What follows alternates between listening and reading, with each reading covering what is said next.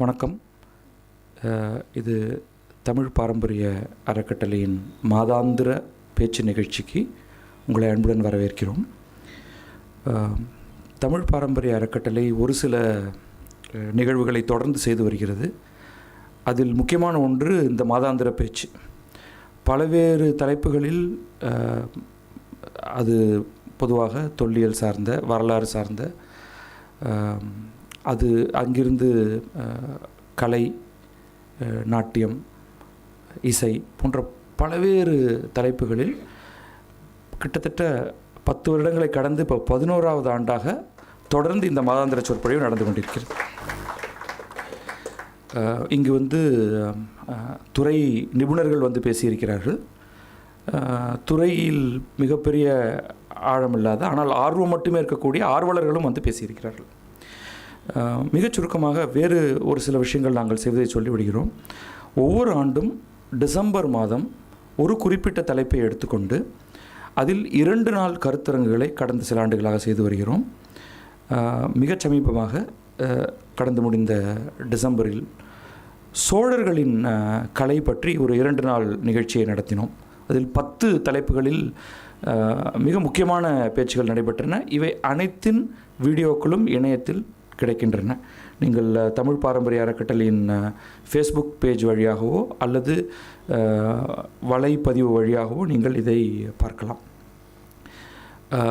அதே போல் ஒவ்வொரு ஆண்டும் ஜனவரி மாதத்தில் ஒரு சைட் செமினார் என்று நாங்கள் சொல்லக்கூடிய ஒரு கலை சுற்றுலா, அது ஒரு சுற்றுலா அப்படின்னு சொல்லக்கூடாது, அது ஒரு ஆழ்ந்து படித்து ஒரு குறிப்பிட்ட இடத்துக்கு போய்விட்டு வருவது, அம்மாதிரியான ஒன்று நிகழ்ந்து 2 வாரங்கள் தான் ஆகியிருக்கின்றன. நாங்கள் சுமார் 50 பேர் மத்திய பிரதேசத்துக்கு சென்றிருந்தோம். அங்கே பிம்பைத்காவில் இருக்கக்கூடிய பாறை ஓவியங்களிலிருந்து தொடங்கி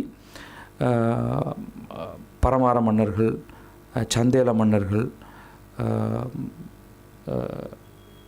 என்ன மறந்து போயிடுச்சு, என்னெல்லாம் பார்த்தோம் அப்படிங்கிறது 2 வாரத்துக்குள்ள, ஓர்ச்சாவில் புந்தேல்கண்டில் இருக்கக்கூடிய அரசர்களுடைய கட்டுமானங்கள் என்று பல இடங்களுக்கு சென்று விட்டு வந்திருக்கிறோம். வந்த எல்லாருக்கும் உடம்பு சரியில்லாமல் போயிடுச்சு. அதனால தான் இங்கே கொஞ்சம் இன்னும் ரெகுலராக வரக்கூடிய சில ஆட்கள் இன்னும் வரலை. அதை ஒரு பக்கம் வைத்து விடுவோம். இந்த மாத பேச்சில் அவ்வப்போது மிக மிக மிக முக்கியமான ஒரு சில தலைப்புகளை தொட்டு செல்வோம். அது போன்ற ஒன்று தான் இன்றைக்கு. உங்களுக்கு தெரியும், ஐராவத மகாதேவன் என்ற ஒரு மாபெரும் அறிஞர். அவர் இருந்து சில மாதங்கள் தான் ஆகியிருக்கிறது. சென்ற வருடம் நவம்பர் மாதம் மறைந்தார்னு நினைக்கிறேன். அவர் நம்முடைய தான் இவ்வளோ ஆண்டுகளாக இருந்திருக்கிறார். ஆனால் அவர் என்ன செய்திருக்கிறார் அப்படிங்கிறத பற்றி நமக்கு ரொம்ப மேலோட்டமான ஒரு புரிதல் தான். அவருடைய துறை சார்ந்த ஒரு சிலருக்கு அவர் என்ன செய்திருக்கிறார்னு தெரியலாம். மிக முக்கியமாக அவர் ஒரு IAS அதிகாரியாக இருந்தவர். அது அந்த துறை சார்ந்த ஒரு சில பேருக்கு அவர் என்ன செய்திருக்கிறார்னு அது சம்பந்தமாக தெரிந்திருக்கலாம். நிறைய பேருக்கு அவர் தினமணி இதழின் ஆசிரியராக நமக்கு அவரை தெரிந்திருக்கும். அந்த காலகட்டத்தில் அவர் செய்த சில மாற்றங்கள் இதழியல் துறையோடு தொடர்பு கொண்டிருக்கக்கூடிய ஒரு சில பேருக்கு தெரியும். அவர் என்னென்ன விதமான சீர்திருத்தங்களையும் முன்னேற்றங்களையும் அந்த சமயத்தில் கொண்டு வந்தார் அப்படிங்கிறது. அறிவியலுக்கு என்று ஒரு தனி சப்ளிமெண்ட் ஒன்று கொண்டு வந்தார். அது அதிகமாக பலர் அதை ஒருவேளை அதை ஞாபகத்தில் கூட வைத்திருக்க மாட்டார்கள். ஆனால் அவர் ஆராய்ச்சி துறைன்னு ஒரு 2 மாபெரும் துறையில் அவர் அவருடைய பங்களிப்பு இருந்திருக்கு. ஒன்று இந்த தமிழ் பிராமி எழுத்துக்கள் தொடர்பானது. அது தொடர்பாக அவர் ஏர்லி தமிழ் எபிகிராஃபி என்று ஒரு மிக அற்புதமான ஒரு புத்தகத்தை அவர் உருவாக்கி, அதோடைய ஃபஸ்ட் எடிஷன் அதை தொடர்ந்து அதன் மீது இன்னொரு ப்ராஜெக்ட், அங்கே தான் நம்மளுடைய பாஸ்கர் அவர்கள் வரார். நான் அவரை பற்றியும் மிக சுருக்கமான அறிமுகத்தை கொடுத்துட்றேன். அந்த புத்தகத்தில் அவர் ஒட்டுமொத்தமாக தமிழகத்தில் இருக்கக்கூடிய பிராமி கல்வெட்டுகளை எல்லாம் ஒன்றாக தொகுத்து அதை படிப்பதற்கான ஒரு வகைமையை உருவாக்கி, ஒரே எழுத்துக்கள் தான் இருக்கும். அது முதல்ல அது பிராமி அப்படின்பதே அது தமிழ் என்பதே ஒரு பெரிய சந்தேகத்துக்கு உரியதாக பலர் அது பிராகிருதம் என்று நினைத்து அதை பிராகிருதத்தில் படிப்பதற்கான முயற்சிகள்லாம் எடுத்தார்கள். அப்புறம் கொஞ்சம் கொஞ்சமாக வந்து ஒரு விதத்தில் ஐராவத மகாதேவனுக்கு முன்னாடியே அதை படிப்பதற்கான முயற்சிகள் நடந்து விட்டாலும் ஒட்டுமொத்தமாக தமிழ் பிராமி கல்வெட்டுகளை படித்து அதன் மூலமாக தமிழின் தொன்மையையும் தமிழின் வரலாற்றையும் நிறுவியதில் ஐராவத மகாதேவனுக்கு மிகப்பெரிய பங்கு இருக்குது.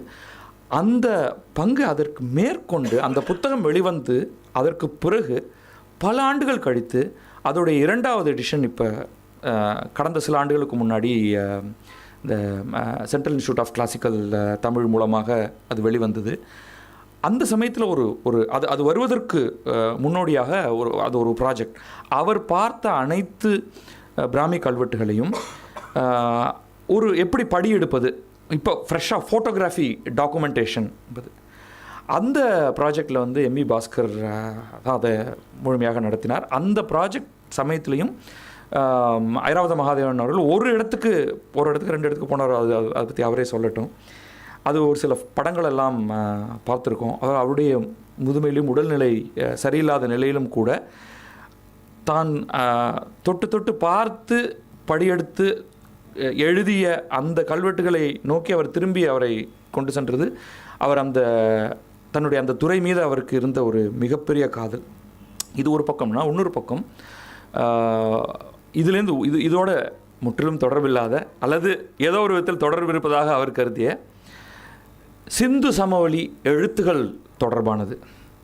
ஸோ அந்த சிந்து அது எழுத்துன்னு சொல்கிறதா என்ன அப்படிங்கிறதுலேயே ஒரு இஷ்யூ இருக்குது அப்படின்னு வச்சுப்போம். இப்போதைக்கு அங்கு கிடைத்திருக்கக்கூடிய அனைத்து இலச்சினைகளையும் சீல்ஸ் வச்சுப்போம், அதை ஒன்றாக தொகுத்து அதற்கான ஒரு கண்கார்டன்ஸை அவர் உருவாக்கினார். அதற்காக அவர் வந்து கணினியை கற்றுக்கொண்டு அந்த கண்கார்டன்ஸை செய்து அது ஒரு ஒரு ஒரு முன்னோடி முயற்சி. அந்த காலகட்டத்தில் அது டிஏஎஃப்ஆருடைய துணையெல்லாம் கொண்டு இன்றைக்கு வந்து எல்லாருக்கிட்டையும் கம்ப்யூட்டர் வந்து சரமாரியாக விளையாடுகிறது. அப்பொழுது எல்லாமே உங்களுக்கு தெரிய வரும். நான் வந்து அவரை பற்றிய முழுமையான ப்ரெசன்டேஷனை கொடுக்க இங்கே வரல. அவர் யார், அவருடைய ஆராய்ச்சி என்ன, வெறும சும்மா புகழுக்கான கூட்டம் இல்லை. இது ஒரே ஒருவர் தான் பேச போகிறார், எம்வி பாஸ்கர் மட்டும்தான் பேச போகிறார். எம்வி பாஸ்கருக்கு இந்த டாக்குமெண்டேஷன் என்பது அவருடைய ஒரு மிக முக்கியமான ஒரு விஷயம். அவர் இதற்கு முன்னால் தமிழ் ஹெரிட்டேஜுக்காக ஒரு பேச்சு கொடுத்திருக்கிறார். அதில் வந்து இந்த நாயக்கர் கால மியூரல்ஸ் படங்களை எல்லாம் ஆவணப்படுத்துவது தொடர்பான ஒரு டாக். அது பாஸ்கர் இந்த பிராமி எழுத்து தொடர்பாகவும் அது தொடர்பாக தான் அவர் வந்து ஐராவத மகாதேவனோடு தொடர்பு கொண்டு அவரோடு சேர்ந்து வேலை செய்ய ஆரம்பிக்கிறார். அவரோடு வேலை செய்யும் பொழுது அப்பொழுதைய, அதாவது கடைசி காலத்தில் ஐராவத மகாதேவனுக்கு மிகவும் ஆர்வத்தை தந்த துறை இந்த சிந்து முத்திரைகள் தொடர்பானது. அவர் ஆரம்பத்தில் அதில் பணியாற்றி கொண்டிருந்தார். அதன் பிறகு திருப்பி பிராமி எழுத்துக்குள்ளே வந்தார். திருப்பி அதை சிந்து முத்திரைகளுக்குள்ளே போனார். அப்போ அந்த தொடர்பில் அவர்கள் இருவரும் சேர்ந்து அந்த சிந்து முத்திரைகள் தொடர்பாகவும் அவர்கள் வேலை செய்ய ஆரம்பித்தார்கள். கடைசியாக அவர்கள் எழுதிய சில ஆராய்ச்சி கட்டுரைகள் வெளியாகி இருக்கின்றன. அப்போ ஐராவத மகாதேவனுடைய பங்களிப்பை பற்றி நம்மிடையே பேச வேண்டும் என்றால் அதற்கு மிக பொருத்தமான நபர் ஐராவத மகாதேவன் இப்படிப்பட்டவர் அப்படிப்பட்டவர் என்று சொல்வதற்காக அல்ல, அவர் என்ன ஆராய்ச்சி செய்தார், இந்த 2 துறைகளும் அவருடைய பங்களிப்பை எப்படி நிறுத்து பார்ப்பது. ஆக இது வந்து ஒரு அஞ்சலி இரங்கல்ங்கிற வார்த்தை இல்லை, இது ஒரு விதமான ஒரு செலிப்ரேஷன். ஒரு மிகப்பெரிய ஸ்காலர் நம்முடைய வாழ்ந்து மிகச் சமீபத்தில் மறைந்தவர், அவருடைய ஆராய்ச்சி பங்களிப்பு என்ன என்பதை அவரோடு மிக நெருக்கமாக அந்த துறையில் வேலை செய்த ஒருவரை கொண்டு அவருடைய ஆராய்ச்சிகளை நம் முன்னால் கொண்டு வந்து நிறுத்துவதுதான் இந்த இன்றைய கூட்டத்தின் முக்கியமான நோக்கம். அதை பற்றி பேசுவதற்கு மிக பொருத்தமான நபர் எம்வி பாஸ்கர் என்று சொல்லிவிட்டேன். அவரை இங்கே நம்முடைய பேசுவதற்காக அழைக்கிறேன். Bhaskar.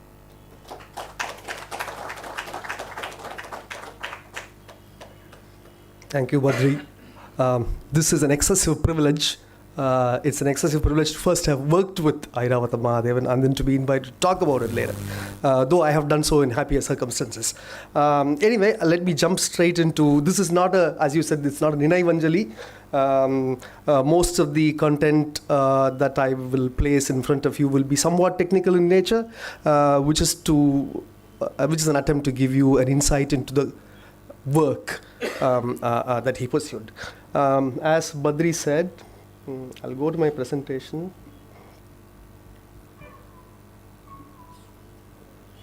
Okay, so basically what I'm presenting is on Airavatham Mahadevan in this methodology, both I am.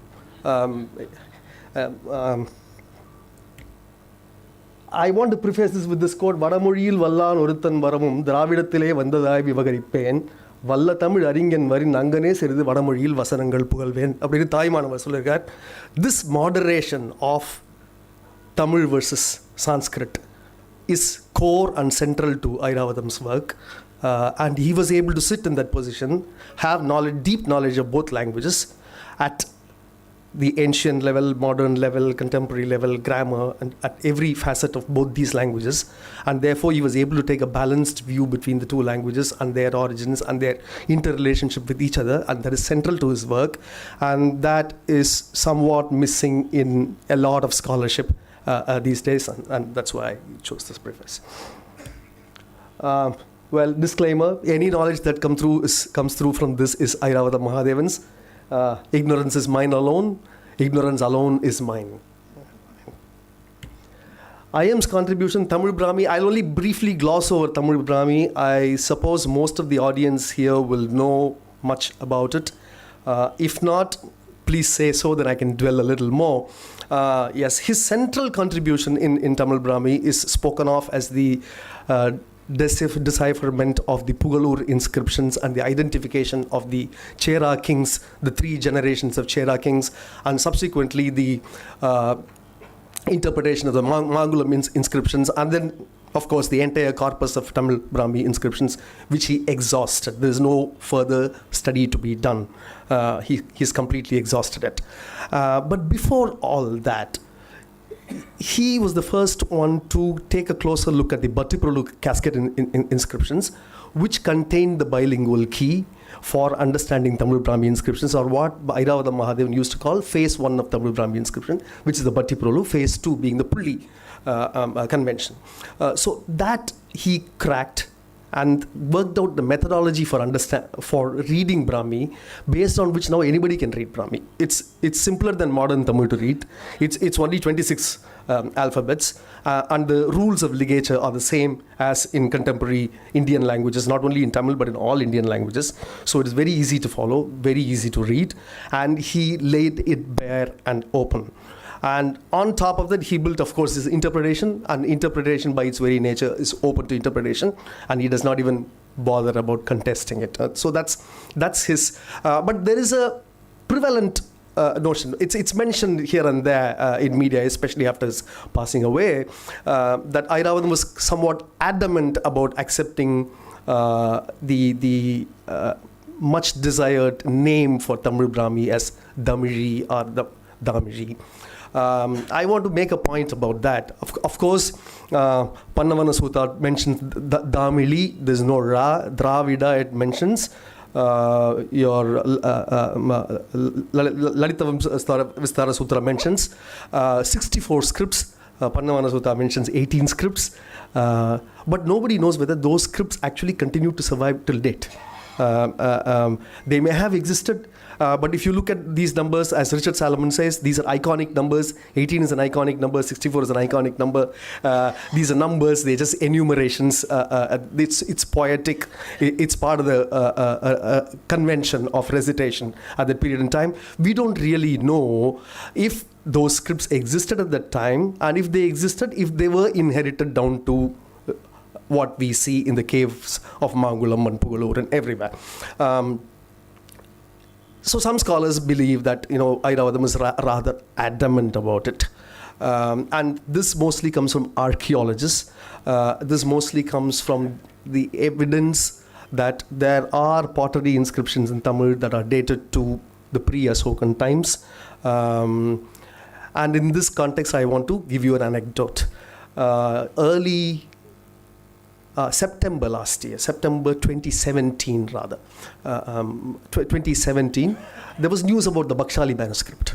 The Bakshali manuscript was initially dated at around 3rd century AD, later revised to 7th or 8th century AD, and suddenly a carbon dating result was out that took it straight back to the 2nd or 3rd century AD. And it was morning news. And I was meeting Airavatham that day. And I went and told him, did you see this? Did you see this news, Bakshali manuscript dating? He said, Bhaskar, if you show me one other manuscript from that period, that in Devanagari, of that style, of that orthography, and of that convention, I shall take my head out and retire from all that I do today. So that was his answer to the advancement of the date on the Bakshali manuscript by 400, 500. For archaeologists, archaeometry is enough to secure the date. For epigraphists, they need more than archaeometry. They need several other conventions. And that was his point of view. And that's why his reluctance to accept the name as well as attempts to take the date back by a few hundred years. So beyond that, I don't really want to speak about Brahmi. I think it's kind of well known. We'll jump into Indus, which is what this evening is about. I mean, that's how I took it. So, before that, to set the context, a very brief history of. Apart from that, the Tamil Brahmi places Airavatham Mahadevan as a singular person in post-independent India, the only person to have actually deciphered a script. All other scripts of India were deciphered by the colonial epigraphists. Of course, there were luminaries in epigraphics like Venkaya, D.C. Sarkar, but they did not actually have the privilege of deciphering a script. It was only Airavatham Mahadevan who actually deciphered a script, an Indian in post-independent in India. So that's a summary of his involvement in Brahmi. A very brief history of decipherment. What we know, hieroglyphics, Jean-François Champion, 1822, and he had the benefit of having a Rosetta Stone, and it was written in 3 languages, in hieroglyphic, Demotic, and Ancient Greek, and it was pretty simple to do a syllabic correlation, though it took him it took 20 years to, after the discovery of the Rosetta Stone, it took another 20 years to actually present the results of decipherment and have it accepted by the community of scholars of that time. Cuneiform, and that's why I say it was deciphered from external evidence. External evidence means you have a bilingual inscription in another script and another script. Cuneiform also was deciphered from external evidence, Hinks and Rawlinson. And cuneiform, the script itself, there was not a Rosetta Stone per se, but the cuneiform as a script was used by at least 6 languages. 6 different languages, several different migrations and generations and dynasties and kings used the script to write their language, no matter what that language was, without throwing that script out and inventing a new script. And therefore cuneiform was more than bilingual. So it had external evidence from different languages. So it's easy for you to arrive at the syllabary. Linear B, on the other hand, was deciphered through internal evidence alone. But to say purely internal evidence is somewhat technical.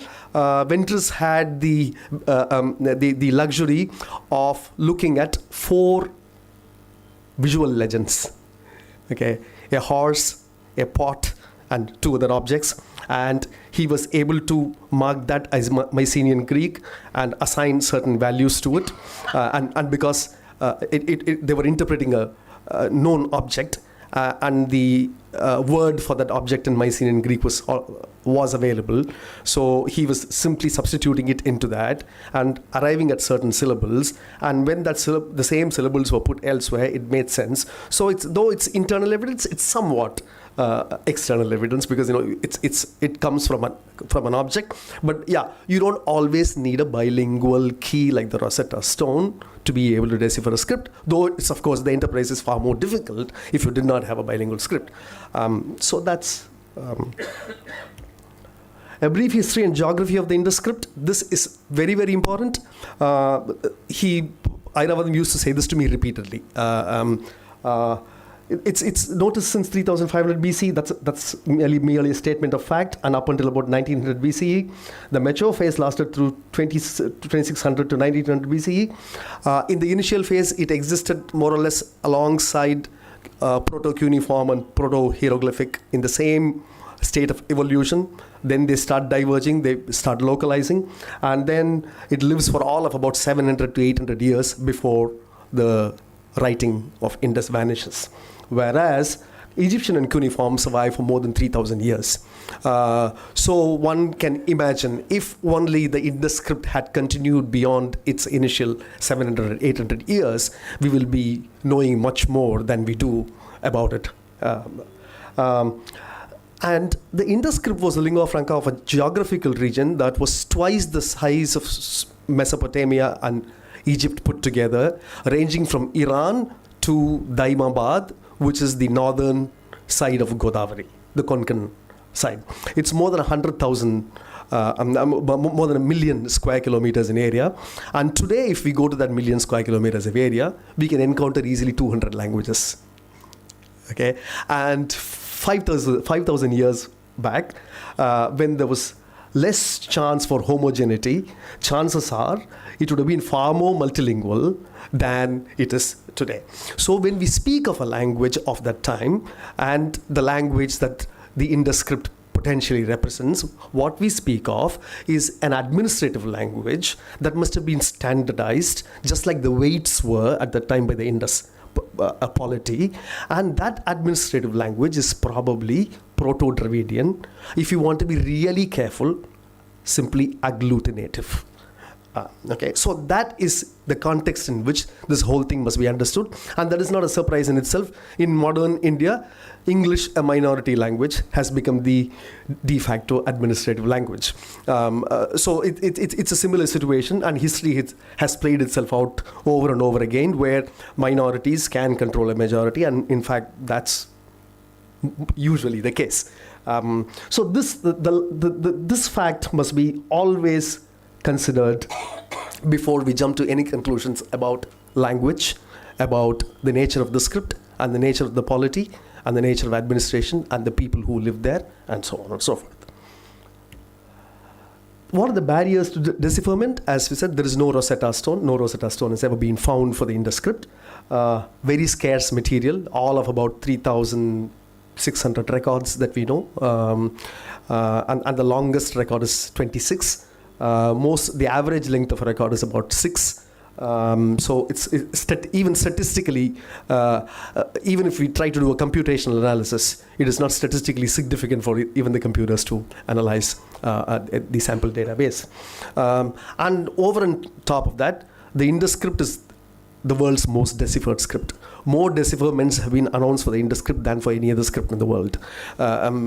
So these are things that obviously make it difficult.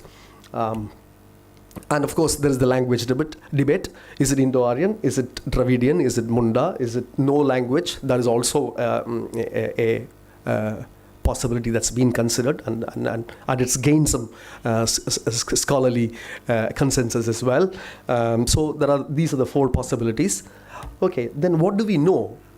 All we know is we have a concordance that Airavatam made, then subsequently made by Asko Parpola, which is more of a pictorial, photographic, but it's essentially an expansion of the same corpus, and which identifies about both Parpola and Airavatam identify about 400 unique signs and classify the remaining signs as variants of these 400 unique signs. However, more recently there has been a corpus from Brian Wells which identifies 600 unique signs. So even in the identification of basic sign count, there are scholarly differences. We know that the direction of writing is right to left. Though there is the odd case of what they call Bostrophodon, which is it goes like this, like the bull plows the field. There are the odd cases of that, and we know from archaeological evidence from Mesopotamia that there was a certain Su Ilisu, a translator from Meluha, who was present in the Sumerian court. So these are the 3. The Su Ilisu is the only person from the Indus civilization who we know by name, and we do not know his name or him from Indus records, but from Sumerian records. Yeah. So that's all we know. We don't know anything more. So how do we know? So we have to follow in this darkness, in this vacuum. What is the map? What is the territory? Do we have a map with which we can explore this territory? Should we not explore it at all because there isn't sufficient evidence? Then will it not be like saying, okay, there is no road to the Everest and therefore I cannot go to Everest? But I'm an explorer, so I should still scale the Everest. I should make my own map. And what Airavatham did was he just made his own map. He made his own method to explore this territory. And that map for that territory is what I'm going to walk you through. Basically, a methodological discourse on its own will be too abstract for anybody to follow. Therefore, I have taken some examples of 5 signs from the last paper that Airavatham published, in which I happen to be a co-author. I could have taken any paper, but I could have taken any set of signs, but I took this because, one, this happens to be one of probably the only paper on the Indus script at any time from anybody from anywhere in the world that does not have even an iota of religion in it. There is absolutely nothing. There is no religion of any kind. It's simply geography, directions, and those signs that mark those directions. I probably should indulge in a little anecdote. Actually, what happened was R. Balakrishnan, who's now the honorary, advisor to the Indus Research Center of Rojamuthiya Library, which was a position held by Airavatham Mahadevan earlier, which Balakrishnan took, came to Airavatham, I think, in 2016 sometime, and presented a paper that he had written about the place names in the Indus Valley civilization. It's an onomastic study, and he also presented how that he had, through GIS, mapped all of the known Harappan cities, and how all cities have a structure which is high in the west and low in the east. And Balakrishnan presented the paper and went away. Next day, Airavatham called me very excitedly and said, look, I now know all the signs for directions and geography and toponyms in the Indus. And I go there, and he told me the story, like he normally does, which he used to have something called a Bhaskar notebook, which is a quarter notebook, and he'll write those signs on that and explain it, and I will scan it, immediately put it into my computer and digitize it. And that was, he forgot about that because he was very busy, he was preoccupied in what he called the Aditya paper. He identified all the Adityas mentioned in the Vedas in the Indus script, which is a work that he never completed. Therefore, he did not pay attention to this.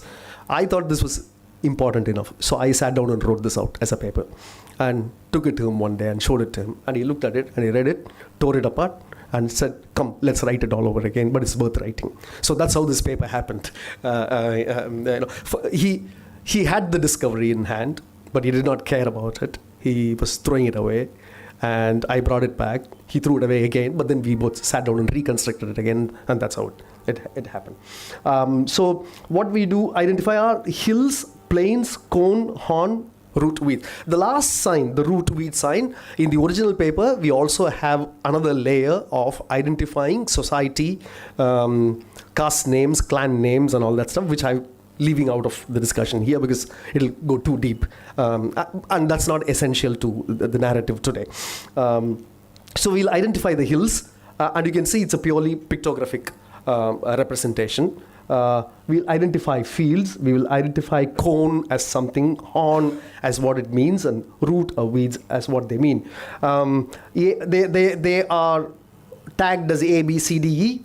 A and B are read directly from the pictographic value, like you would read traffic signs, airport signs, and so on. Whereas C, D, and E involve an interpolation of a linguistic component. Only by supplying the appropriate linguistic value, you can arrive at a meaning for those. So we'll look at them one by one, applying the method. So the first step is, if there is a direct pictorial meaning, take it. First, take it. Don't deny it. Okay, just take it. Then look for whether the same pictorial meaning exists in other coeval scripts, in hieroglyphics, in Sumerian, in ancient Chinese, in any other script, in Hittite. So we have the same sign equivalent in archaic Sumerian, which you see at the top, then hieroglyphic Egyptian, which you see in the second row. The third row is archaic Chinese. The fourth row is Hittite hieroglyphic. And the last row is Indus. You can now see they're all similar. And they yield the same meaning. Now I'm going to show you something more. This chart was originally redrawn from this chart. This is Parpola's work. 1994, it's figure number 4.7 from his Deciphering the Indus Script, published in 1994. The interesting thing that you will see in this chart is archaic Sumerian, hieroglyphic Egyptian, archaic Chinese, hieroglyphic Hittite, Indus. The third column is semantic, the fourth column is phonetic. Yeah?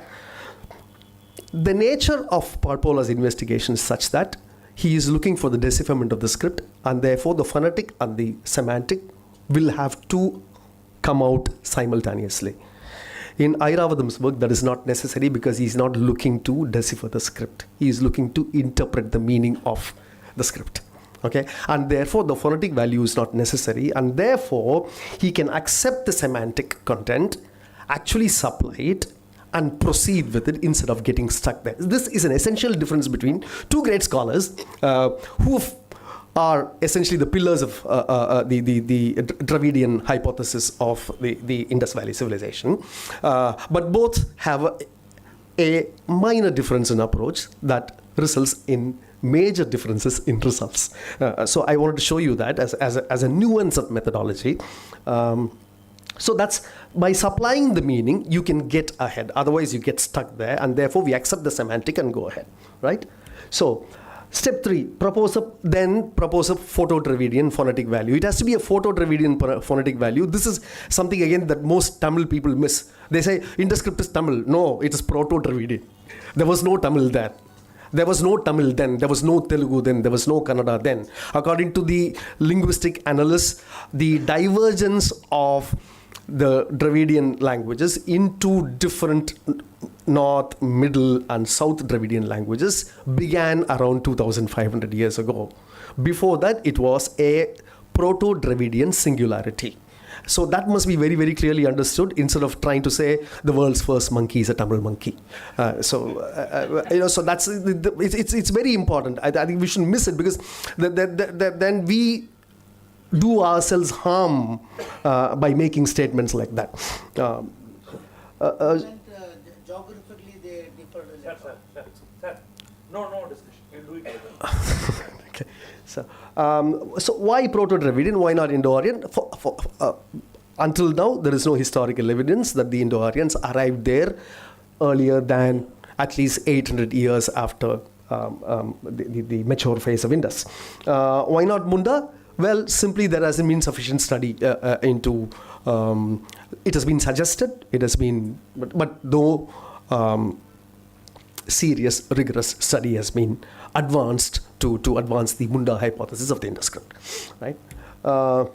So, what is the Dravidian phonetic value? We say Proto-Dravidian phonetic value. It is not Tamil.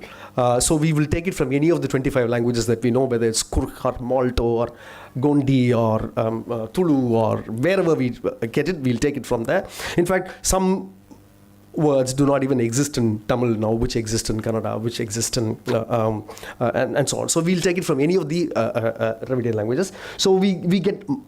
And when we say Proto-Dravidian, what we do is we don't take entire root, we don't take it with declinations, we just take the root word, usually monosyllabic, like mal, mala, kundr, kur, kura, ko.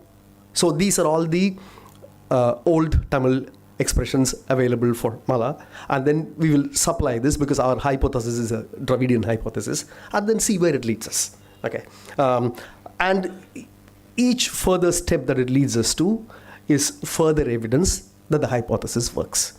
Okay, if it does not lead us anywhere later, then it means this has to be thrown out and an alternative value has to be proposed, and so on. So you'll have to work through trial and error. So like Airavadam says, well, the Indus script is the most deciphered script in the world, but if you have to really understand the Indus script, you'll have to decipher it 394 times There is as many signs as there are, unique signs as there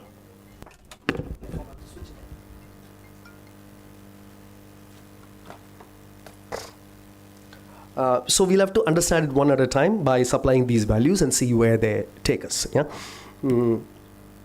Now, what are the Indo-Aryan survivals for the term that we supplied? I mean, of course, the moment we supply a term, Proto-Dravidian term, we'll get enough attestations from Old Tamil literature, from DEDR, from everywhere else, from other languages. We'll get enough citations, attestations. But what is the equivalent in Indo-Aryan? Because the Indus, the so-called collapse of the Indus civilization was followed by the Vedic civilization, and they occupied that geography and that region, the people, whoever those people are, and that language became the dominant language for whatever reasons that we don't know. And did they completely throw that out, or did they take something from there is the question. Now, if we can prove that it was taken rather than discarded, then we speak for continuity. But if we say that they discarded, then we do not speak for, we speak for the lack of continuity. It is as simple as that. It's common sense. Okay, so Trikuta. Okay, why did they call a mountain a Trikuta? They can simply call it Kuta. Why? What is the tree doing there? The tree is doing there because it derives directly from the three peaks. Okay, that means the Indo-Aryan interpreters in their description are not just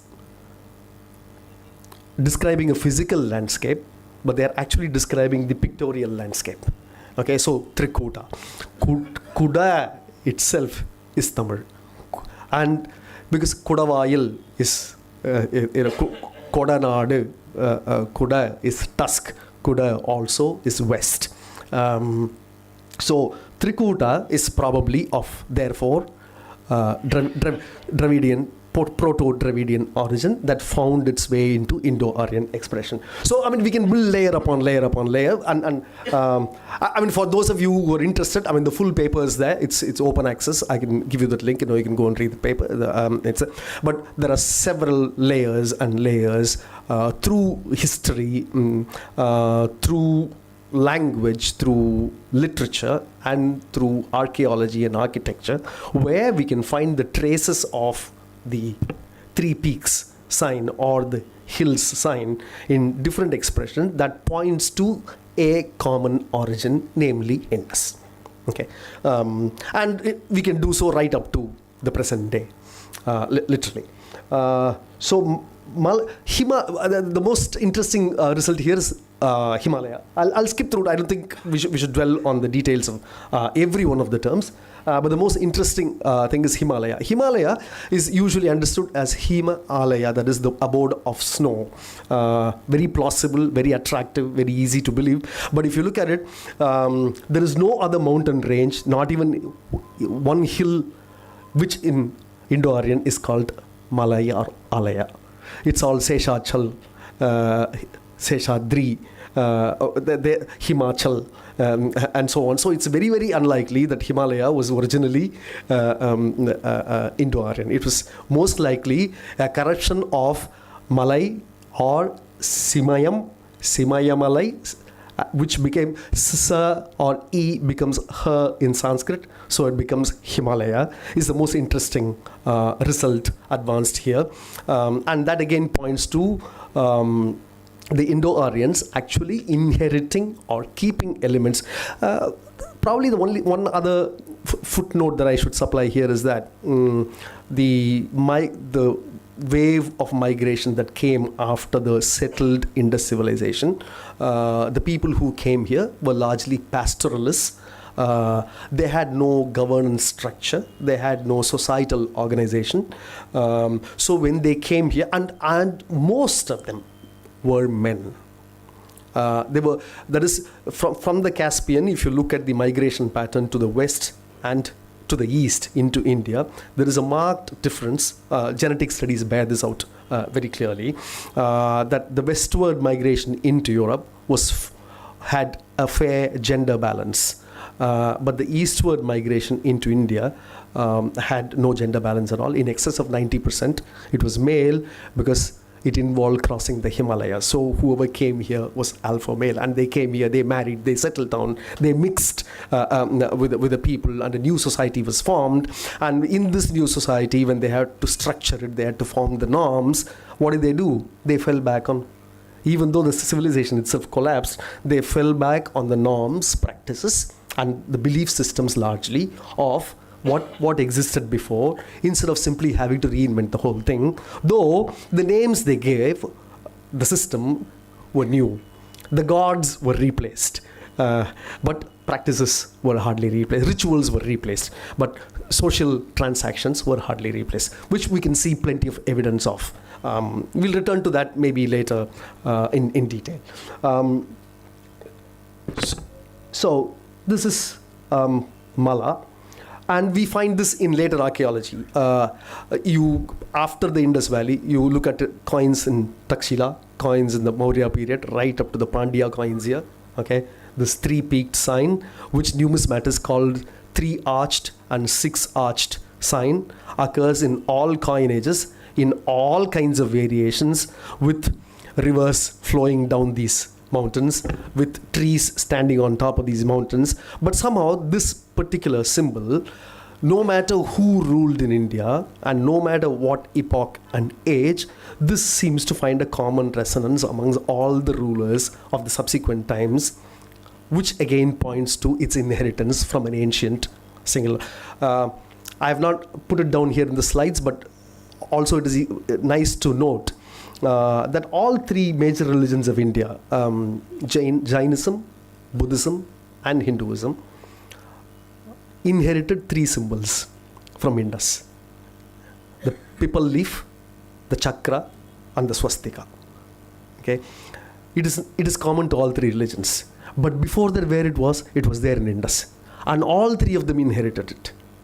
So to say that it was one religion of a particular type is, we don't know. We don't know what religion it was. We don't know if there was even religion. But all three religions, including the so-called mainstream Hindu religion and the so-called Protestant religions of India, Buddhism, inherit the common heritage from Indus, and they all keep these three symbols very, very prominently, which is again the pipal leaf, the swastika, and the chakra. Though the chakra itself was originally not chakra, because there was no spoked wheel in Indus. Okay, the chakra meant something else at that time. The chakra actually represented the sun with its orbs and the 6 seasons, and its parallel can also be found in Sumer. Sumerian has the same expression for sun. So at the time it meant that, but later the meaning changed to chakra and Dhamma chakra, the wheel of time, and so on and so forth, until it became Ashoka's, and Ashoka inherited, and now we have it as a national symbol. So meanings change, and like we all know,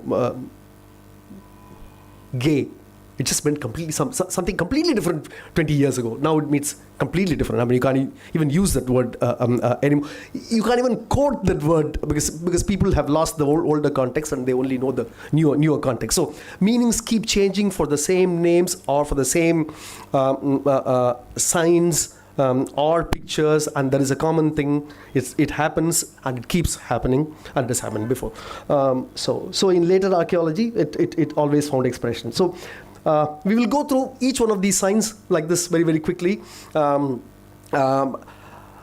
method is universal, but the method will have to adjust itself ever so slightly every time it encounters a little bit of an inconvenience. Here again, we directly obtain the thing, whereas the hills was a natural phenomena and you did not need any other evidence for it. This is not a natural phenomenon. So when you interpret this as something, you have to look for an artifactual evidence, and luckily we have that. I mean, of course, the next step is, again, do we have this else occurring elsewhere? Yes, in Egyptian hieroglyphic, you have the land marked out with irrigation tunnels, which is also the ideogram for district or province, as in the Gardiner's index.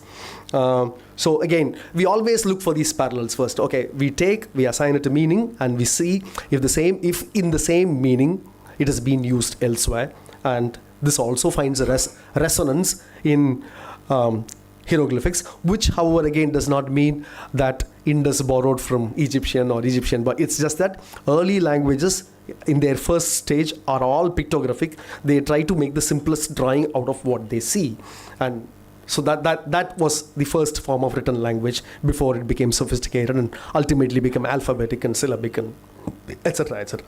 So this is the first form. This is the oldest evidence of a plowed field anywhere in the world, from Kalibangan. So we have reasons to believe that it's not just a symbol, but it was a practice in Indus, evidence of early agriculture. So then we can claim that meaning that we assign to it with that much more confidence and security. Okay. So we propose the value Nadu, region, assembly, guild, and its synonyms like Ur and so on and so forth. Many of them we can assign to it.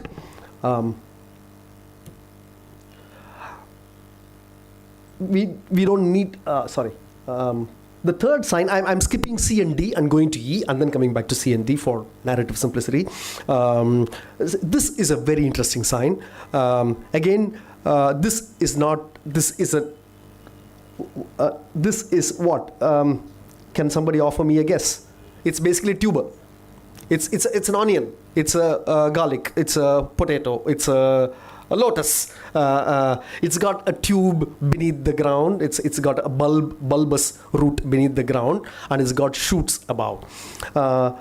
Very interestingly, look at the second point. Hunter identified the sign as depicting a marsh plant, and also said, even today in topography, this is a convention to mark marshy areas with this symbol. Even today, the pictorial convention to mark a marshy area in the caption, we will see colored legends. Brown means plateau, green means forest, hills. For marshlands, even today, topographers use this symbol as the convention to represent low-lying marshlands. So E can be literally interpreted as marsh plant and ideographically as marsh, wetlands, or low-lying areas. In addition to this direct pictographic reading, we also get a rebirth. That is, again, Egyptian, we have a parallel, a clump of papyrus with buds bent down, and that is representative of all regions that are watery in Egyptian. It does not mean papyrus alone. It means all of that region where papyrus grows, and on those marshlands. Okay, the object represents the region. So we have the same parallel happening in Egyptian. When you supply it Tamil, something beautiful happens here. Root is kirangu. Okay, from kirangu, kirakku is a no-brainer. Is a no-brainer. And மேல் மேற்கு, கீழ் கிழக்கு, east low, west high is a very unique Dravidian mindset. In Indo-Aryan, up is Uttara, north, not west. Only in Dravidian, up is west. Those of you who are familiar with Caldwell's work, in fact, Caldwell took this singular particular thing to prove the origins of Malayalam from Tamil, which is this. Tamil Nadu has the high region in the west and the low region in the east. The geography is reversed when you go to Kerala. Okay, they have the high region in the east and the low region in the west.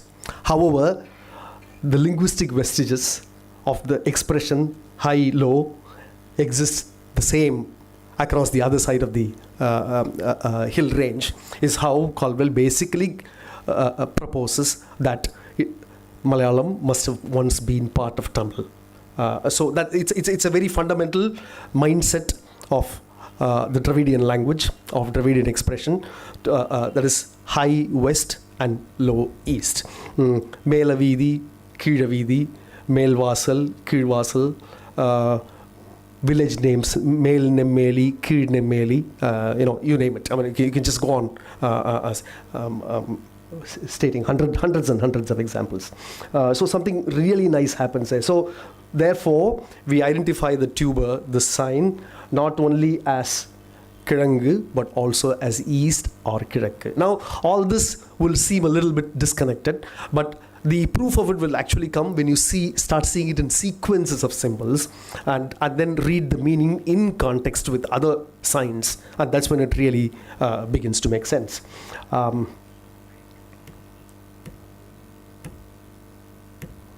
Okay, now Kirangu, this Nadu has tons and tons of expressions in Indo-Aryan. We start with the oldest name for India that we know from Ashokan inscriptions is Jambudvipa in Prakrit. In Sanskrit, of course, this is Jambudvipa. Jambudvipa, we contend, is actually derives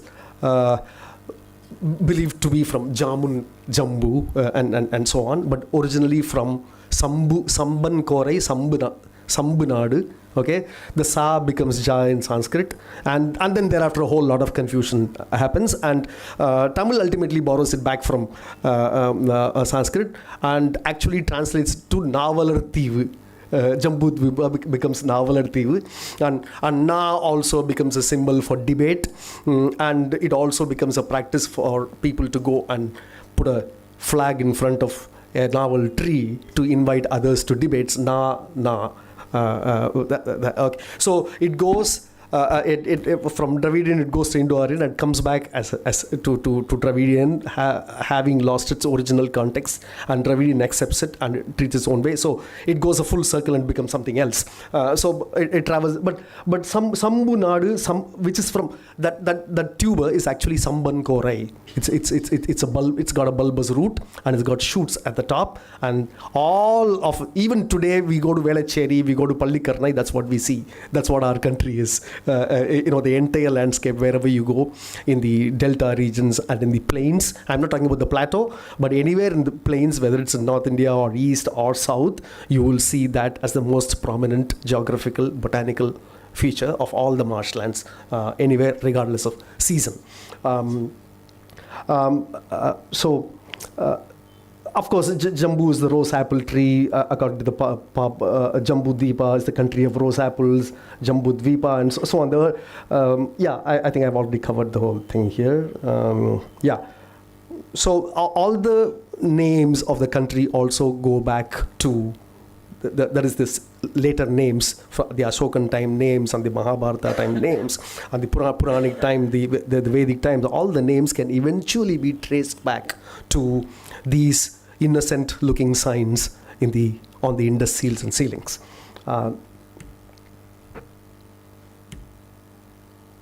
So we go to now Kon. So we've done, I'm just hinting at the level of investigation. There's a lot more depth to it, which can be read later. Pictorially, it's just a cone, a heap, a pile, or a pyramid, which does not get us anywhere. Until we actually supply Meru to that. Meruve, it does not exist in Tamil anymore, but Meruve in Kannada and in Tulu is still a cone. So Meruve, male. The La-Ra confusion is not only common to the Chinese, but it is also common to a lot of other languages. So the flied lice joke is not unique to them. It's everybody's. So they are seen as interchangeable. These are some well understood principles. Nothing new. So then we get a rebus for cone as high, right? So it gets to a rebus is.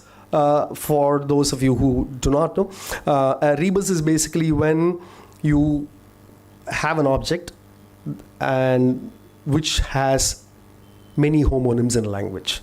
For instance, I draw an eye. and then I use the drawing of an eye to also represent I, which is an abstract noun which cannot be represented pictorially. The native speaker of the language knows when that drawing I means this I and when that drawing means this I. Okay, that is a rebus. So we get rebus is probably the second stage of advancement of writing after the first stage of being purely pictographic. Then the third and the fourth and goes on. But at that stage, so you find the rebus, and rebus tends to be specific to a language. The I example that I spoke about is unique to English alone. It does not occur in any other language. So when you encounter a rebus and you prove it, you are very, very secure about the language that you encounter there. So rebus is often as good as a proof. If you encounter a rebus that gives you good results, then all of it was based on the rebus. All of Indus decipherment was based on one rebus of fish mean star, right? Fish meant both star and fish in Tamil. So that's where all of the Dravidian hypothesis and started. With that one particular finding, and we are still there. So the rebus formula is still a very useful formula, and it still gives us plenty of results. So Meru, I made a mistake here. Sorry. So I'll skip. So it's Meru is a noun of a mountain. It's derived from Meru cone. Mer is pictographically depicted by the sign. Meru is arguably the most celebrated mountain in the Indian religious and literary tradition. It's legendary. Originally, it just simply was generic mountain. Then it gets mythified. Like when there is only one king, he's Rajan. When there are many kings, you have to have a Raja Rajan. Right? So because there are many kings, you'll have to differentiate from the many that exist. So Meru was simply the original. The Wu ending is also very a strong feature of the Dravidian languages, especially Telugu, Kannada, and even Tamil. We modern Tamil we won't say Meru, we'll say Meru, but the U ending is a prominent feature of our language. So it's a name of a fabulous mountain regarded as the Olympus of Hindu mythology. Meru is said to form the central point of Jambudvipa. All planets revolve around it. The river Ganga falls, and so on and so on. So you can find several layers of meaning and story and myth, and how the Indo-Aryans borrow it, and how sometimes they borrow the word itself, or how sometimes they borrow the concept and put their own word there, and how they then mythify it, and decoding that Vedic mythology. And we don't have any mythology in these signs, but it actually gets quite interesting when you encounter that to study it. But it is also that much more difficult to study because you're dealing with fabulous stories which are difficult to make sense of. So it goes. So that's how it goes. Sign C. Then we come to D, which is tusk, which. I haven't. Okay, so literally it means koda, or kodu, horn, tusk, kuda, western, kudakku, west, kodanadu means western country, literally western wind. Malayalam also it means the same thing. So you have several citations for it. The difference between sign C and sign D. I've not changed some of the copy-pasted captions, I'm sorry about that. Is that while sign C has the dual meaning of high and west, sign D, tusk, has only one meaning, which is west. It does not have the meaning of high. It simply has the meaning of west. So in fact, that preserves in Dravidian. So we propose that the same distinction obtained in Indus Dravidian between male, high, west are same as what?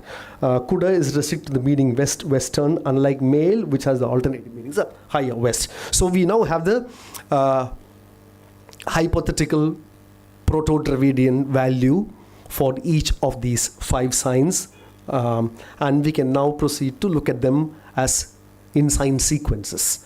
Before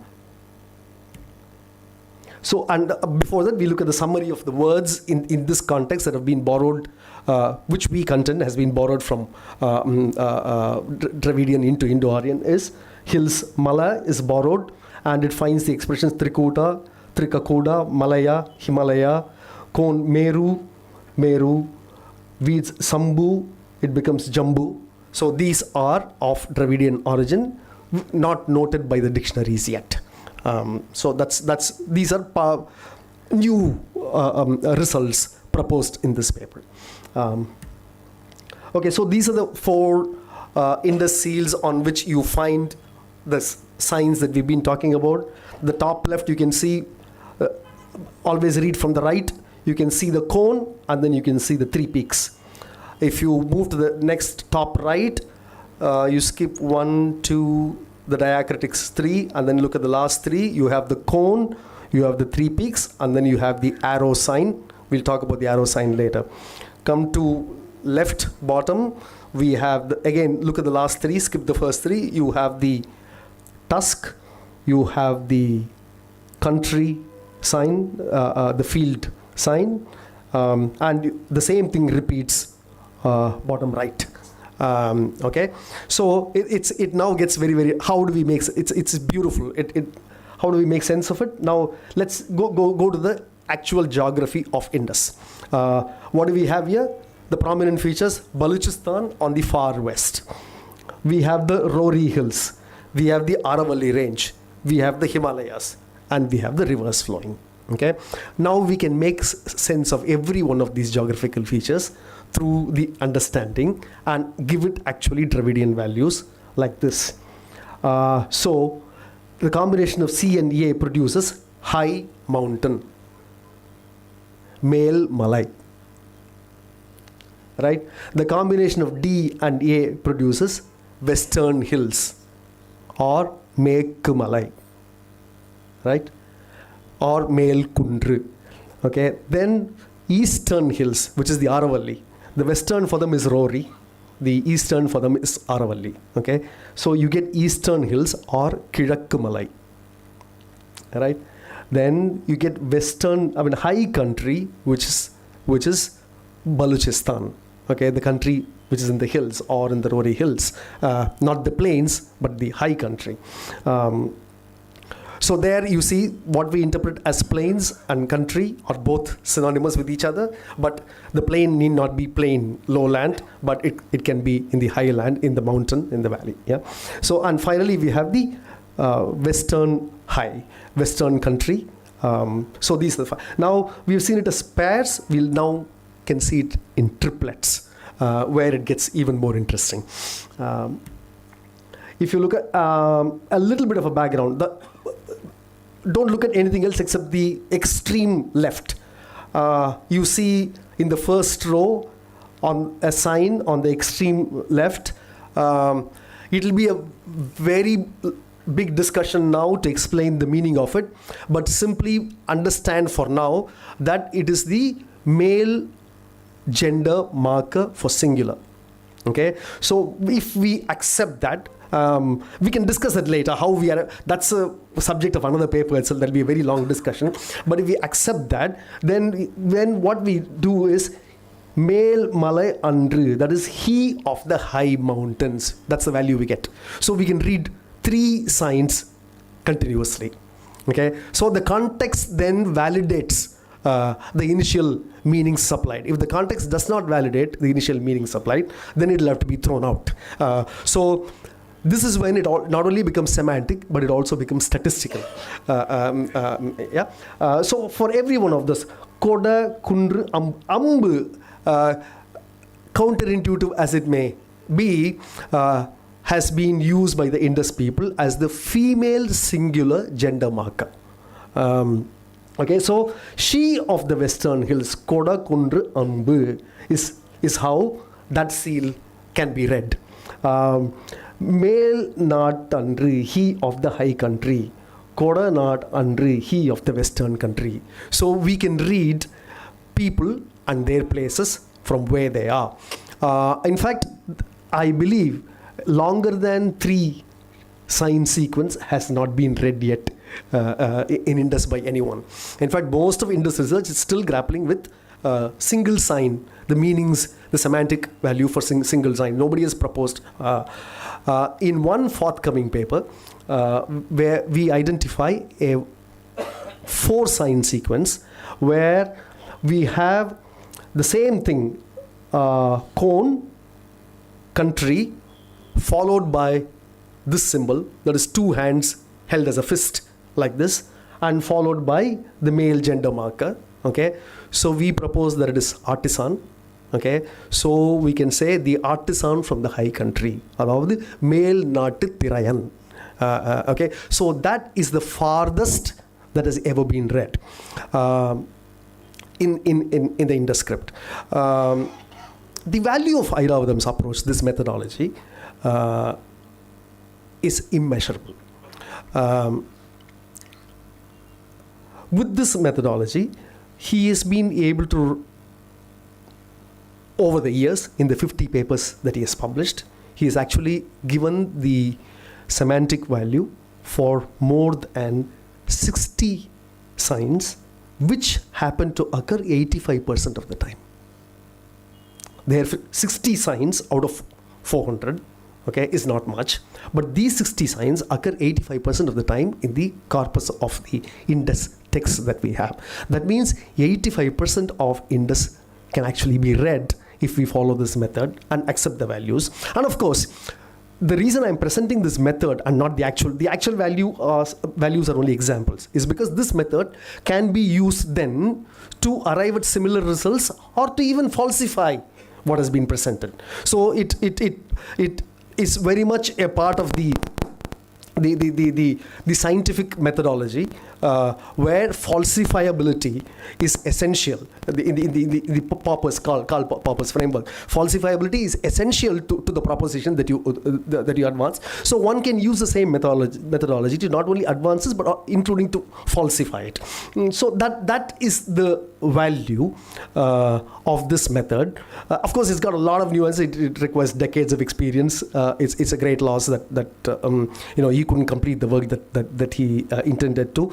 As a first step, he has given me the task of bringing all these papers together, the 50 papers together, and bring out a collected papers edition with emendations and postscript, some of which he's written, for some of which he has given me the drafts, and I am targeting October 2019 to bring out that volume in his honor, which will be his birthday. So that's really the value of the work we see. I mean, there's only one person here who knew to read the script with a method which was all his own, but basically drawn not from the method of the decipherers, but from the method of Emil Forer, who proposed a method of parallelisms to read scripts in the absence of a key. And the singular beauty about Airavadam's work is from 1970, in the very first paper, he used this method. Till his death, he continued to use that method. He never moved an inch from there. There was no need. The initial framework that he arrived at was solid enough for him to stand on it without having to take a revisionist approach for 50 years. Of course, there are good scholars by nature are the first to admit their own mistakes and revisions, and of course, Airavadam also has spoken of decipherment earlier, but later he revised his opinion very clearly, saying, I'm not attempting decipherment. It's all only about interpretation of the script and understanding of that script. Decipherment itself will have to wait for a Rosetta Stone to be found, and the scientific temperament of present day is such that even if you're right 100% of the time, without a Rosetta Stone, nobody is going to take the risk of acknowledging you as right. That's because the scientific world has gotten used to having something like that, and therefore that is seen as the most secure form of accepting an incontrovertible evidence. So with that, I close. But though it is not a memorial meeting for Airavadam, I thought I'll play a short film in his honor, which I have. So with that, okay on time, not too soon, not too. I think this should pick, I think. Unless you give me an RCA. Give me an RCA. Audio cable. And after that, any questions, any discussion? No. We wanted to talk a little bit about the Brahmi work that you did, just to give an outline. Yeah, sure. On the very project tracing. Okay, then I'll do that first before. Yeah. Okay, the Brahmi project. Okay, so the Brahmi project happened like this, Yeah. 2003, Harvard and Kriya jointly published early Tamil epigraphy. That book became a major event in the history of modern Tamil studies. Then it was around that time that I was actually making a film. Professor Annamalai, who was the former director of CIIL, who was then in Yale University, wrote to me and asked, in Yale University, students are coming prospecting to join South Asian Studies, and I need a little presentation about Tamil to show to the students. Will you make one? I said, okay, of course I'll make one. And so I did a film for him. As part of that film, as part of the research for that film, I was reading Airavatham's book, and we actually went to Mettupatti and with friend K.T. Gandhirajan and shot some inscriptions for that film.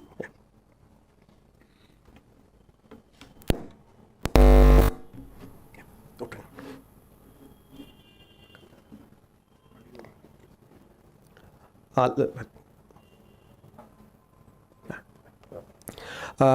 So I had sent to him when I came back from the field, I sent that Mettupatti picture and our delineation of it to Airavatham. That was in 2004.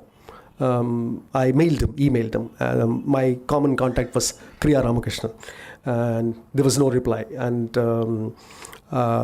I forgot all about it. Then three years later, suddenly one day I get a call and somebody says, Airavatham Mahadevan wants to speak to you. I said, and he says, look, I've seen your mail. I have spoken to the director of the Central Institute of Indian Languages in Mysore, who can potentially give you a grant to digitize all of the Brahmi inscriptions all over Tamil Nadu. So you go and see him immediately.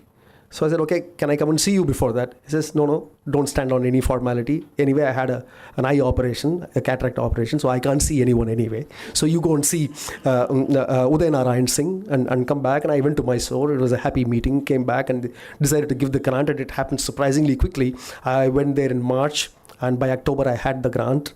And in December we were in the field shooting, and Airavatham came for the first schedule of the shooting, and he was the honorary consultant. After that he fell sick, he could not travel. So we would travel to every location, shoot and bring back and show the pictures to Airavatham, and he was so thrilled with the result. And in the entire coverage of the field, there were 2 revisions that we proposed, which Airavatham accepted. And there were 2 mistakes in our work that he pointed out, which we were only too happy to correct. And we went forward, we closed it, and therefore he decided to write the second edition of that book. And that's how the second edition came about. And Central Institute of Classical Tamil was willing to publish it, and it was eventually published by him. We, as part of that archival effort, the book was one outcome. Okay, but we also did a whole lot of other things, which is sitting with the Central Institute of Classical Tamil till today, and they have not released it. They have not done anything about it. I don't know why. It was all handed over together along with the book. The book, the camera-ready copy was given to them in September 2013, and the book was released in 2014. Along with that, this archive, which I'm now going to show you, was also given to them. I'll just show one example from here. And Airavatham also was very, very keen. While the book is mine, the chapters on discovery, decipherment, orthography, paleography, and grammar, and so on is my work. The corpus should be everybody's work. It should be in the public domain. It should not be a book that costs 2,000 rupees that people cannot afford. So let us make that corpus make available publicly. So this is actually that corpus. So I can choose a location here. Let's say Arachalur. And you can go and see the inscription.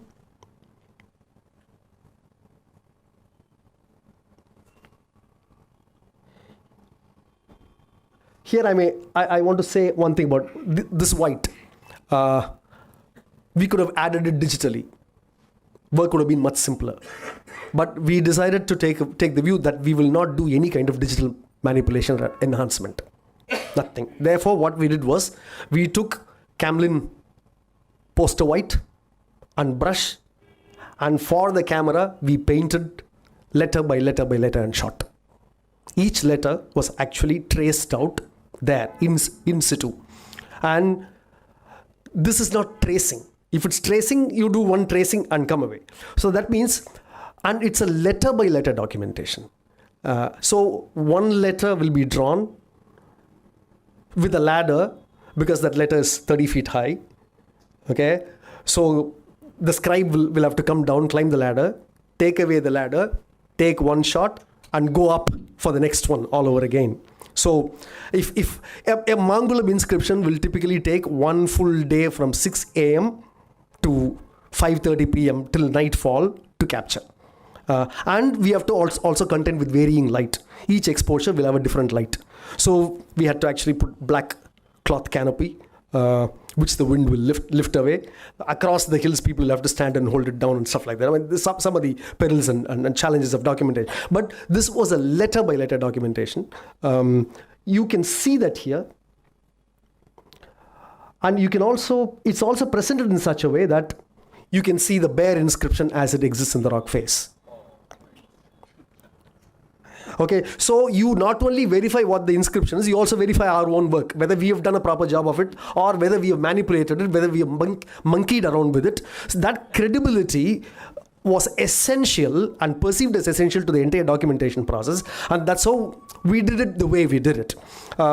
We took the original planned shooting time was 28 days. We shot for 75. Because several locations demanded that. Anagarmalai and all, we went and stayed there for five nights. Because once you go up, you cannot come down. It's not practical. So we had to go. It's like an expedition. Go with cooks and food and whatever you get. You stay there for 5 days and shoot every inscription. There are 12 inscriptions in Anagarmalai. Each one copious. Very, very difficult to access and shoot. And so this is how it was documented, and unfortunately, it is still not seen light of day. It sits with the Central Institute of Classical Time. I have several times approached them and asking them why.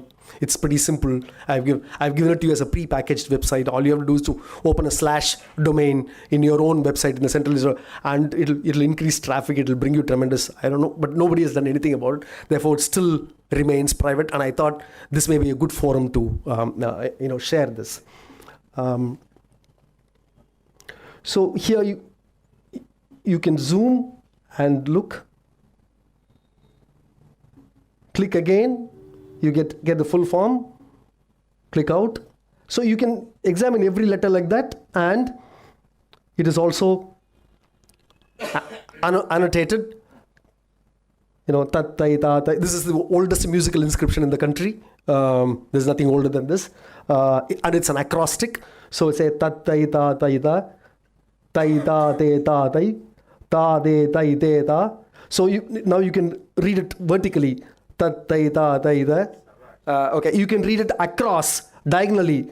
Ta ta tai ta de. So any which way you read, it's an acrostic, and it's the oldest musical instrument musical inscription in the country. The next musical inscription, of course, is in Kudubiyamalai, which is a good 400 years later. So that's, this was the most exciting field work. For me personally, the incentive for doing this kind of work was to be on the field and enjoy the country, enjoy the food, and it's maybe somewhat touristy. But then once we finished this field work, I had to pay a different kind of a price for it. For the next 10 years, I wouldn't go out. I wouldn't see out anything because every weekend of mine was locked with Airavatham. He wouldn't travel, I wouldn't travel. So all travel went back. So that was the Brahmi documentation. And Brahmi was by Airavatham considered as finished work. There's nothing more to be done. Once that book, camera ready copy, was given, he announced his retirement. And any calls that our friend Subbu will call and ask for any, it was a common practice for people to know a new finding. What do you have to say? If it's Brahmi, I have nothing to say. If it's Indus, come to me. So he took that view. He was that kind of a man. His discipline was such that, if he puts his mind to one thing and that's it, he's like that Drona's Arjuna who sees only the eye of the bird and not the bird itself. He has that one specific target, and that's how he works, and that's his style of working. He will not be distracted by. So, and Indus, he was always in a hurry because he thought, he had personal tragedies and things like that, because of which he had to take a break. In fact, he gave away all his books to the Trivandrum library.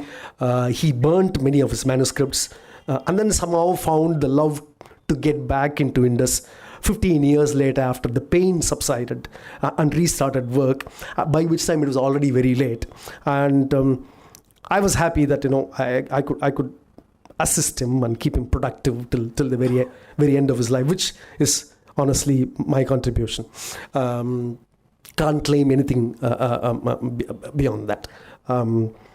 So, and this is the present. It's a completely indexed archive. Agalur, where does it occur? It occurs in 76.3. Where is 76.3? You go to 76.3. It's a completely cross-indexed, self-sufficient archive. It's beautiful material for anybody who wishes to study without. And the field is threatened. The field is threatened by granite quarrying. They are closing in on the hills. We don't know when an inscription will be there. You can see in Kidavalavu, for instance, there's one letter damaged. It's at a height. You can't damage it. It's not easy to damage. Nobody is going to vandalize something that is. Then we understand what happens is a splinter from the granite quarrying is coming and hitting it. Okay, it's chiseling a letter out, because granite quarrying, all quarrying has the proximity is too close, and the damage cost is unbelievable. If you have to meet anybody there, they come there only to give license to nearby industries for quarrying, not to actually protect the monuments. That is the state. Despite which, but there is encouragement, because a lot of youngsters. I think now Tamil Nadu must be having thousands and thousands of youngsters who can read Brahmi, who can at least identify a Brahmi script, which is dramatically different from from 2003 when the book was not published. At the time, if you see a Brahmi, it's like seeing, it's complete. You won't know what it is. Now people can actually identify ancient material. People know, the awareness is tremendous. In fact, the last few discoveries have all been made by lay people, not by scholars or archaeologists. They have reported it. So there is an encouraging trend in terms of awareness in the interested circles. But there is a very large uninterested, apathetic circle that continues to do what it wants to. Yeah. Anything more? Of course, Airavatham and I have also written a lot of popular articles. I mean, this particular inscription we wrote about for Ramanujan's birth centenary, because this is one of the two inscriptions that presents numerals. It's the last one is a numeral 3. So now there are only 2 inscriptions in the entire Brahmi corpus which show numerals. This is one of them. Then he considered Brahmi exhausted, but there was one word that was troubling him. That is in Marukal Thalai. I'll go to that.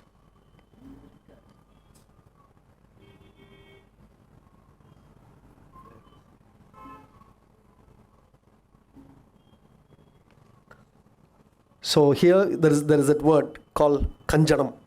I'll show you. Venkasivan Kudipeda Kanjanam. Ka, Nya, Cha, Na, Ma, Kanjanam. This Kanjanam alone he could not find the meaning of. And he said so in the book. This is of uncertain semantic.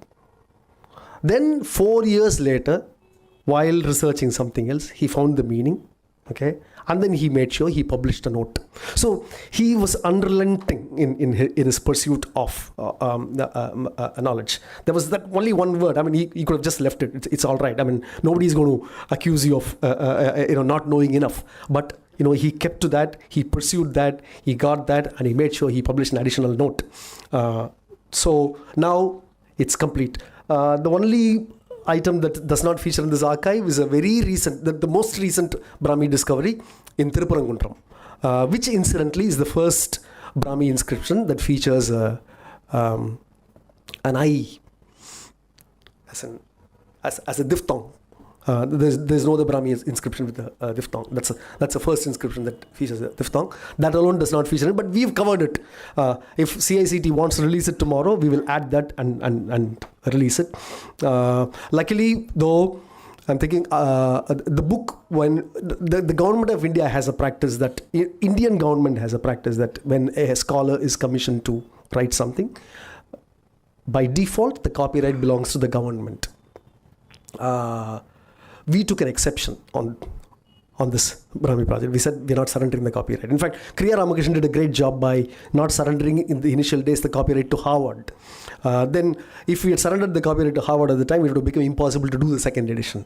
All these university presses and things like that, when they publish you, the copyright becomes theirs, and thereafter they will condescend to give you 10 copies, and then you'll have to buy your own copies after that.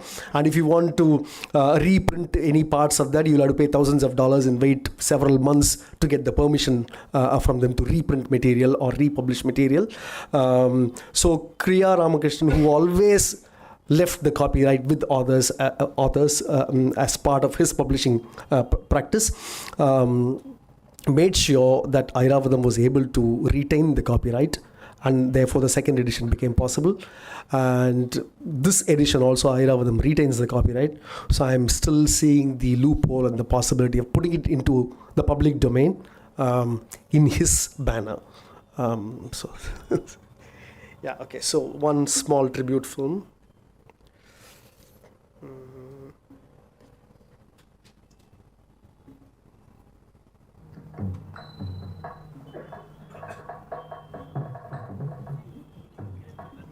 Sound வரல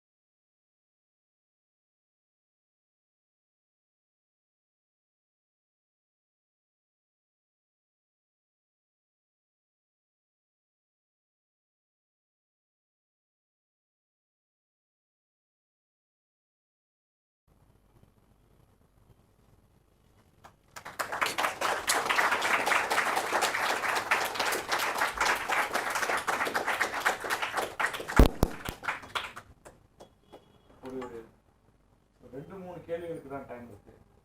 அதனால short clear questions இருந்தா மட்டும் கேளுங்க. Commentaries எதுவும் வேண்டாம். Just கேள்விகள் மட்டும் நேருங்க.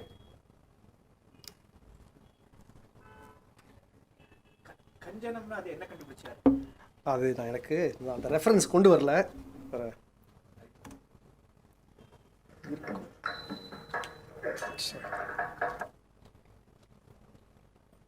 There is a note. I'll send that note to you. No problem. I'll send that note. It's basically a water. Wood. Yes.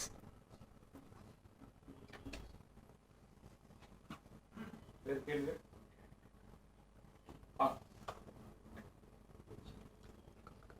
Sir கேள்வி மட்டும்தான், அதுவும் சின்னதாக தான் இருக்கணும் கேள்வி. ஏர்லி தமிழ் பிராமி வந்து பிக்சரை ரெப்ரசென்ட் பண்ணதா சவுண்டை ரெப்ரசென்ட் பண்ணதா? Sound. In fact, that's another popular misconception. Even recently, I read an eminent historian's account. When they tried to summarize, as part of the summarizing Airavadam's contribution to, they said Airavadam did research in Tamil epigraphy and then turned his attention to the Indus script and tried to arrive at the connection between the two. Nothing is further from the truth. Nothing is further, and this has come out from eminent historians whose books we read every day and stuff like that. There isn't a sufficient sensitization even amongst very educated people about differentiating language from script. The connection between Tamil and Indus that Airavadam is trying to establish is the connection between languages and not between the scripts that the language is used at one time and the other time. And that's a popular misconception. In fact, Wikipedia said so for many years. I didn't know that it said so for many years till I went and corrected it. Wikipedia claimed that Mahadevan claims that the Brahmi originated from the Indus script. Which is furthest from the truth. And Mahadevan is not someone who keeps track of his digital presence and stuff like that. So he didn't know that it was misrepresented like that. So Brahmi is a proper modern writing system, as modern as it gets. In fact, more modern than modern Tamil, I would say. And it's a proper alphabetic Abugida script that represents sounds, that encapsulates sounds. It is not pictographic at all at any level.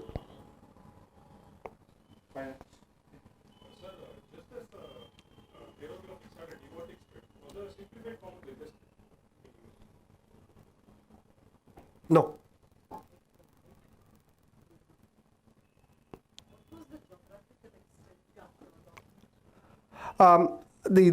You're talking about the Indus Valley? This is 32 caves in Tamil Nadu and one in Kerala, Edakal. In fact, that Edakal turned out to be the boon of Malayalam, because it was Airavadam's conclusion that the Edakal inscription actually, the latest find. Edakal inscriptions were well known. An inscription was found recently in 2007, and only Airavadam read it as Malayalam. It was based on that they got the classical language status. Yes. Yeah. Thank you. Thank you. It's always a pleasure. Thank you very much.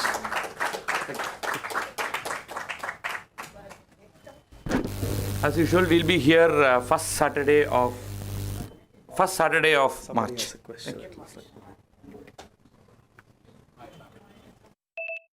Thanks, Badri, for this opportunity.